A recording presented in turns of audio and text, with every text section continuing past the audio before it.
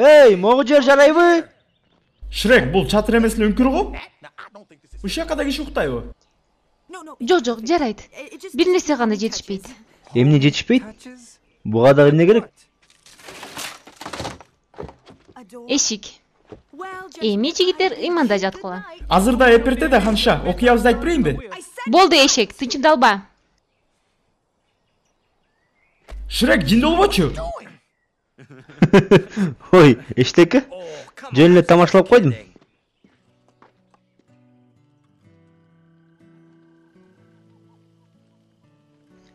Тетиги топ жылыстарды карасаң, ал илгери 3 чанач кымыз ичкен дөбө сыяктуу.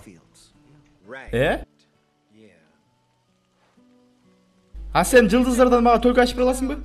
Жок, жылыстар келечекти айта албайт. Алар окуяларды эле баяндайт. Мына мисалы үчүн башка дөбө. Ошол жөнүндө билесиңби? Айтчы билсем, кулак сенде. Мына карасаң, анын шубоосунун жытынан аңчылар качып баратат. Койсоңчу бешердикти учурбай. Сен али жашсың, билбейсиң. Кээ бир нерселер тышы жалтырак, ичи калтырак болот. Мейли уктайлы.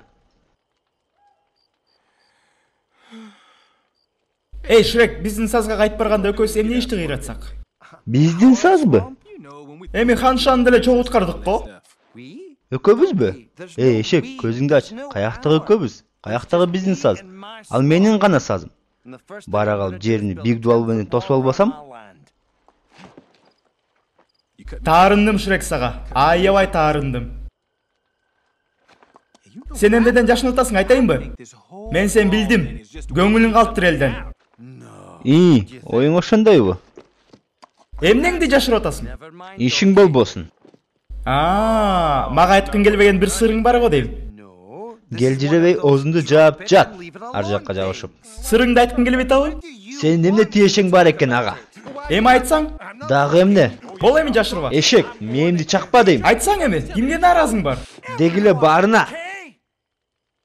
Рас, бирок аягына чыккан жоксуң. Жиниме тийдиң эшек. Кептин сыры эмнеде? Сен элден жалкып калдың беле. Кулак салсаң, кеп менде эмес, башкаларда, жашоо турмушта.